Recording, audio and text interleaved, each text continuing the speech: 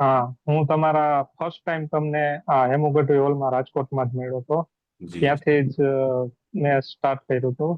મારે sir diabetes બીપીની દવા ચાલુ હતી.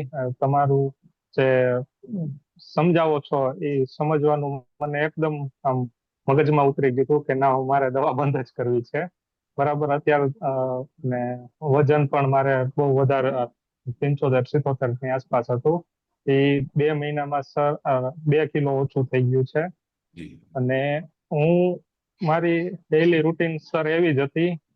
સવારે ઉઠો, નાસ્તો કરો, ઓફિસે જાઓ, સાંજે આવી જમીને સુઈ જાઓ. બરાબર.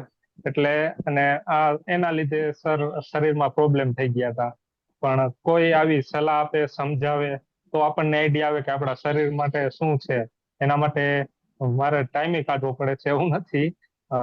જોબ એવી વસ્તુ છે કે ત્યાં આપણો આખો દિવસ વેડફાઈ જઈને સાંજે થાકી જાય છે. પણ તમે આવી રીતે જે સમજાવો છો એ બધું આમ વ્યવસ્થિત આમ મગજમાં ઉતરી જાય છે સર.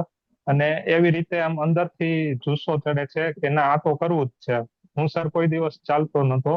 બરાબર. કોઈ દિવસ મેં ચાલ્યું નથી. તો તમે જે કીધું હતું કે આપણે એક આવડી રાખ્યું છે આવી રીતે, તો મને થયું કે ના, આ તો હું કરીશ જ. અને સર મેં કરી બતાવ્યું.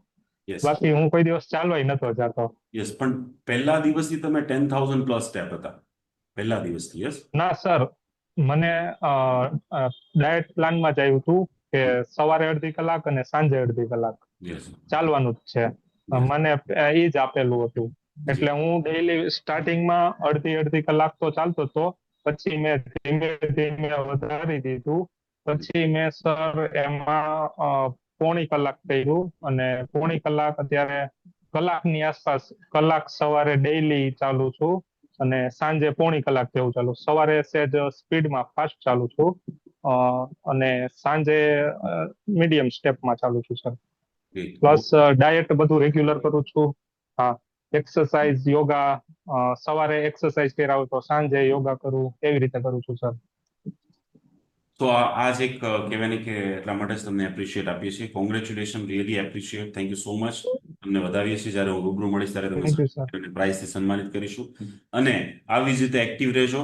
અને એના કારણે તમે માત્ર તમારા પરિવાર પણ નહીં, પણ આપણો ટેક્યુટન પરિવાર અને અન્ય બધા માટે પણ એક ઇન્સ્પિરેશન છો. Thank you so much. Please keep it up. Thank you so much.